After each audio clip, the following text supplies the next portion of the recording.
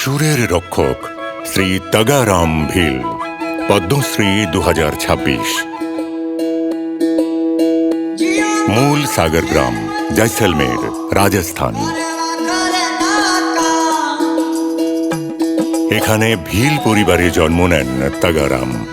ভারতের প্রাচীন লোকসঙ্গীতের বাদ্যযন্ত্র আলগুজা বাজাতে তিনি দক্ষতা অর্জন করেছেন। আলগুজা বাজানোটা কিন্তু খুব কঠিন কাজ। এতে ধারাবাহিকভাবে ফু দিয়ে বাজাতে হয় এবং শ্বাসের হাওয়াটা অবিরাম দিয়ে যেতে হয়।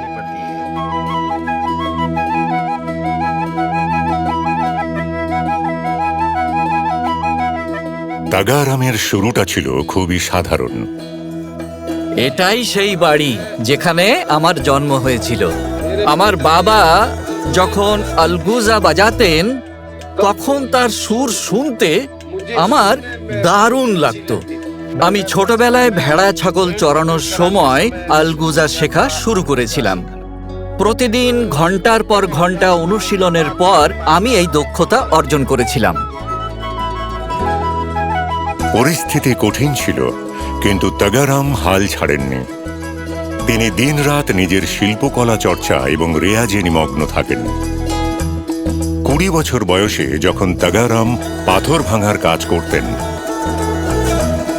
তখন একটি সঙ্গীত সম্মেলনে তিনি আলগুজা বাজানোর সুযোগ পান। ধীরে ধীরে দূর দূর বিদেশ থেকেও মানুষ আসতে শুরু করল তাঁর আলগুজার মধুর সুর শোনার জন্য। উত্তর আমেরিকা, ইউরোপ এবং জাপানে তাগারাম ভিলের শো হয়েছে। ভারতের প্রাচীন গ্রামীণ লোকসঙ্গীতকে তাগারাম ভিল বিশ্বজুড়ে জনপ্রিয় করে তুলেছেন।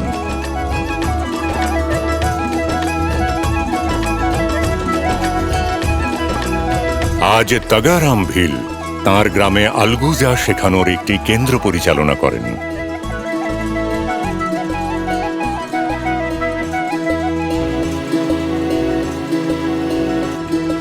নিজের হস্তশিল্পের মাধ্যমে তাগারাম আলগুজা তৈরির কাজও করেন। এভাবেই তাগারাম ভিল আমাদের দেশের এই অনন্য প্রাচীন ঐতিহ্যকে আজও ধরে রেখেছেন। এই মুহূর্তে আমি বিশ্বকে এটাই বলতে চাই যে পথে যতই কঠিন পরিস্থিতি আসুক না কেন, আমাদের নিজের সংকল্পে দৃঢ় থাকতে হবে পূর্ণ নিষ্ঠার সাথে।